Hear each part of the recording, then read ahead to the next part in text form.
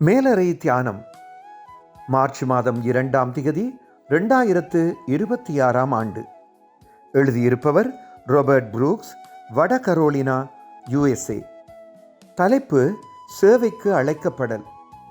வாசிக்க வேண்டிய வேதப்பகுதி எரேமியா 29ஆம் அதிகாரம் 11ஆம் 12ஆம் வசனங்கள்.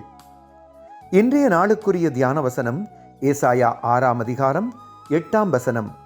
பின்பு யாரை நான் அனுப்புவேன், யார் நமது காரியமாய் போவான் என்று உரைக்கிற ஆண்டவருடைய சத்தத்தை கேட்டேன்.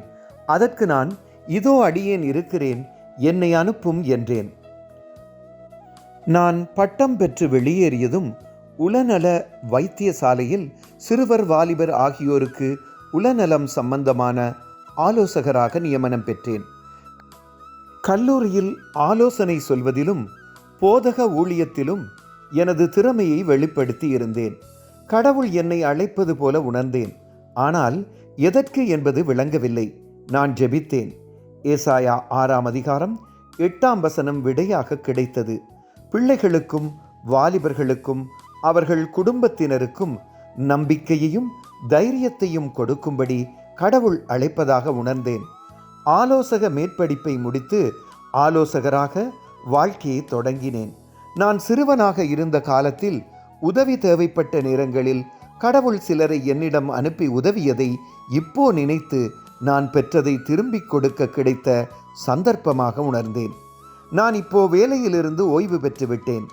ஆலோசகராகவும் ஆலயத்தில் நானும் குடும்பத்தினரும் சேவை செய்யவும் தந்த சந்தர்ப்பங்களுக்காக கடவுளுக்கு நன்றி சொல்கிறேன். நான் போதகராக மட்டும் எனது வாழ்க்கையை ஆரம்பித்திருந்தால் வித்தியாசமாக இருந்திருக்கலாம் என்று சில சமயங்களில் நினைப்பதுண்டு. ஆனால் அபிஷேகம் பண்ணப்படாவிட்டாலும் கிறிஸ்தவராக சேவை செய்யலாம் என்று நம்புகிறேன். ஏனெனில் ஒவ்வொருவருக்காகவும் கடவுள் திட்டங்களை வைத்திருக்கிறார். ஜெபம். அன்பான கடவுளே, உங்கள் அன்பை மற்றவர்களுக்கு தெரிவிக்க எம்மை அழைத்ததற்காக நன்றி சொல்கின்றோம். ஆமேன். இன்றைய நாளுக்குரிய சிந்தனை: எதற்காக இன்று கடவுள் என்னை அழைக்கிறார்? கர்த்தருடைய அன்பும் இரக்கமும் பிரசன்னமும் இந்த நாளில் உங்கள் அனைவரோடும் கூட இருப்பதாக.